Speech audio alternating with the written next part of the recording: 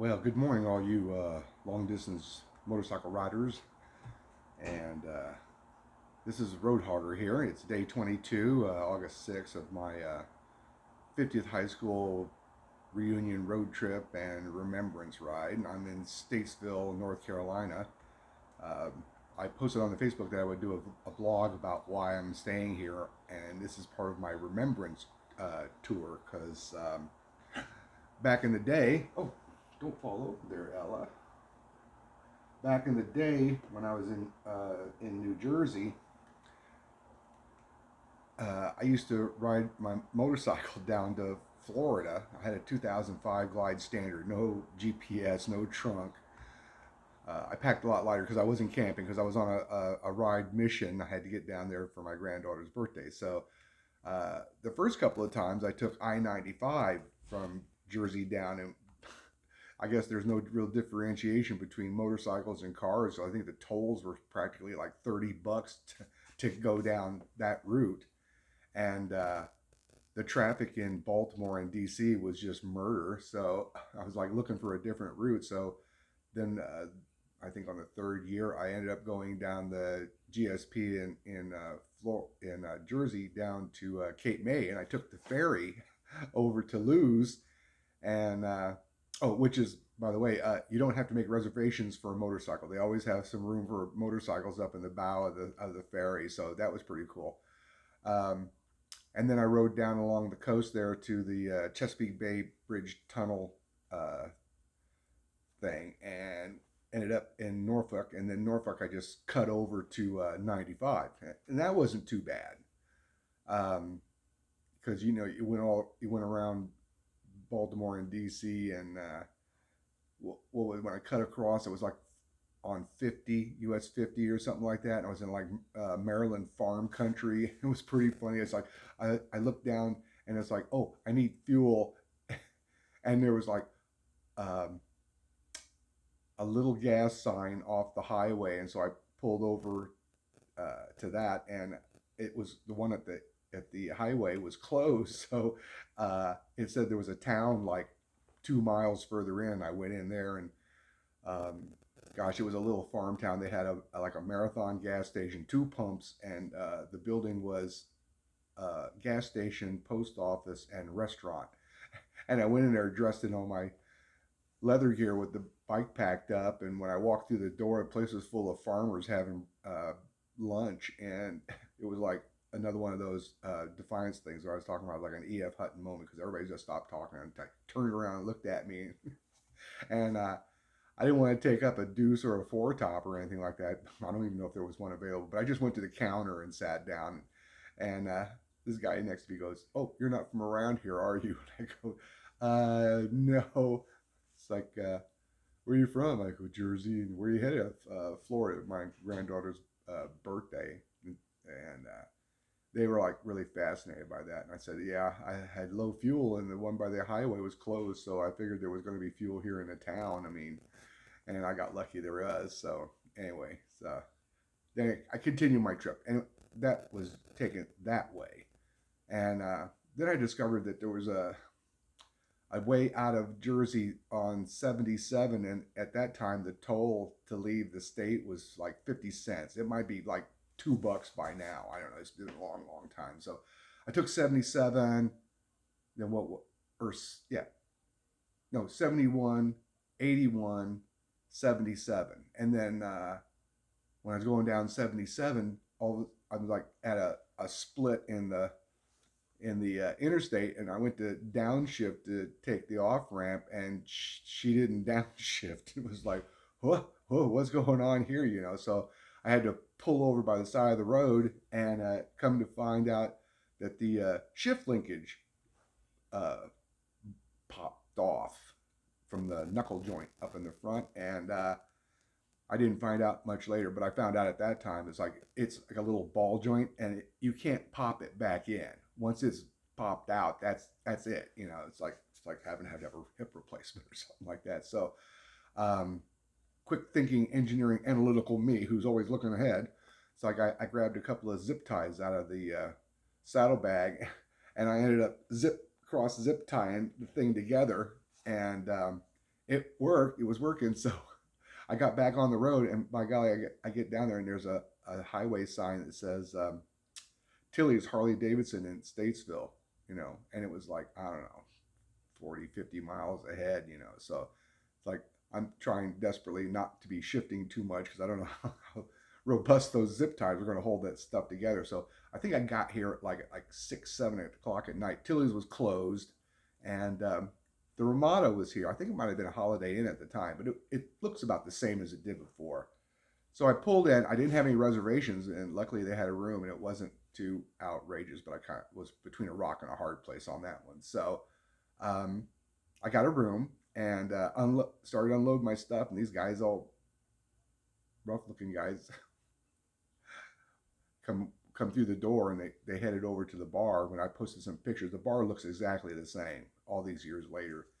And unloaded my stuff, and I went down to the bar to get something to drink and something to eat. And they had country karaoke going on, and people were like, really rocking it out. Jake Owens uh, and all kinds of country music and stuff. And the guys were at the bar there, and they saw me, and they said, again, it's like, where are you coming from? Where are you going to? And what's going on? And it's like, why'd you stop here? And I go, oh, I gave them the shift Lincoln story. And it turns out they were the shop crew from the Tilley's Harley Davidson. And they said, oh, says, we open at 9, but come at 8 or something like that. We'll take a look at it and get you back on the road. And I go, oh. And that's what I love about Harley Davidson dealerships. They're like all over the place, and they're willing to push you to the front of the line to get you back on the road if you're a traveler, and by golly, that repair was like $85, and I joked with the shop manager. I go, 85. I go, and it's HD, isn't it supposed to be $100? He goes, if you want me to charge you $100, I will. And I go, you know what? I'll just buy a t-shirt and a shot glass, and I think I still have them. And and then I got back on the road. Well, I started coming this way every year, and I forget, maybe it was like the fourth time I got here, and the security guy was like at the front door, and he goes, well, welcome back, Mr. Jones. And I go, what? And he says, you always come by this way about this time of the year. And he goes, you're on the motorcycle, you're pretty distinctive. So it's like, I kind of remember you. And I thought that was really kind of funny. I mean, it didn't happen this time. I mean, it's been so long. Maybe he's retired now too, or whatever. But it's a nice place. It's clean. The breakfast was real good. Had full, waffle station, eggs, sausage, grits, cinnamon rolls, cereal. I mean, way above par what some of the other places that I have stayed at that are advertised a hot breakfast, which is kind of like a joke, really. I mean, that one place that was full of the rehab people, man, they asked me, who I think it was Hotel Tonight, asked me for a review. I just blasted them, boy. They was like, yeah, all these drug head people, cops patrol in the parking lot. Uh, it was dirty. Nothing was working. Ice machines were all broken except for the third floor. The third floor was all full of the rehab people, and it all smelled of smoke real bad. I mean, nowadays, and it was supposed to be a no smoking hotel, so I'm sure those owners were like back charging the state for all the damages to the room because of the stink.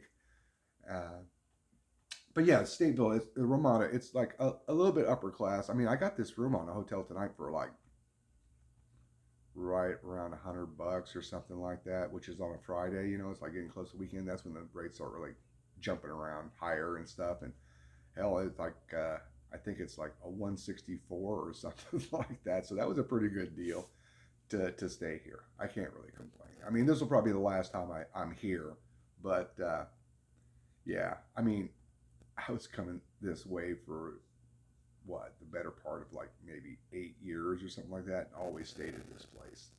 So anyway, this will be probably, I think, since I'm within shooting distance of home, like about 500 miles or so, and I don't know. I was thinking about either taking back roads or taking 77. I haven't really decided. I mean, I could push it and get home sooner. The the weather stabilized. It rained last night, and I went to the front desk today, and I go, "Is the guest laundry working?" And she goes, "The washer is, but the dryer's not." And I go, "That's what I really needed was the dryer because it rained last night, so my cover was uh, wet, actually wet. So you know what? I just took one of their towels out there and wiped her down. So yeah, it'll be maybe a little damp putting it back in the bag, but not bad, I guess. So I don't know what I'm going to do today. I could do back roading. There's Google mapping thing, man. It's like you can take the shortest. It'll give you like options of routes and stuff, and and one of them was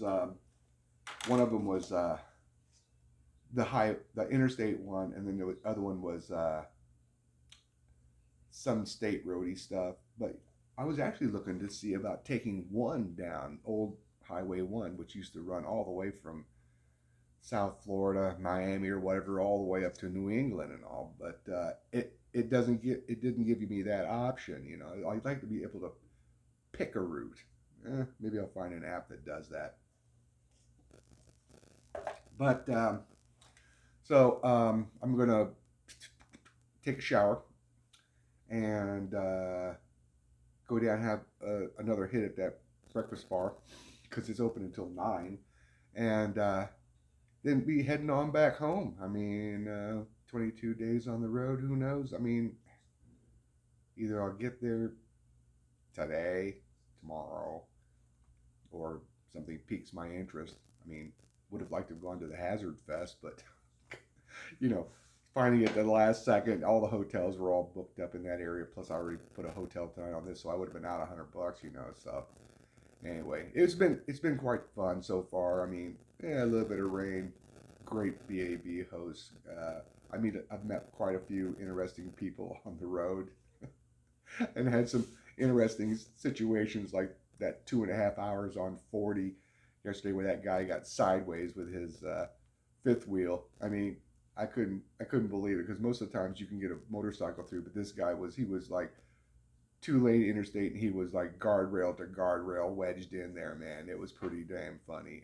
I mean, I could have probably turned around and gone to the exit before, which was like a half a mile or something like that. But I wanted to just sit there and play it out, watch what was going to happen. And I actually 2.5 hours to clean that up. I mean, because it happened like right in front of us. I mean, it was with like a very short walking distance, maybe a few football fields to get to see it. Because like when we were going down the interstate, we're hauling like 75.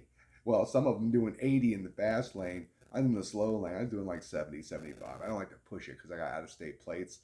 And man, we were grabbing brakes really hard, really fast because that light was like right there. So that was kind of interesting. Yeah, they kind of cleaned up pretty quickly. They brought the heavy tow in from the opposite direction from the next exit and stuff, and he came down the wrong way on the interstate, and there was a lot of arm waving and finger pointing as to where to chain this thing to drag it out of the road and stuff. But they finally did it. I guess one of the ones is like they were looking under things, make sure there was no fuel leakage. So if they started pulling it, it's sparking, and next thing you know, there's a giant fireball or something like that. So watching them like trying to figure that out. It's like, but there's, the other thing was there was no injuries. It was just all, metal banging, clanking, and bending. So anyway, yeah. So this is 14 minutes. So let's not go into another half hour long-winded talk fest. So anyway, this is Roadhogger saying,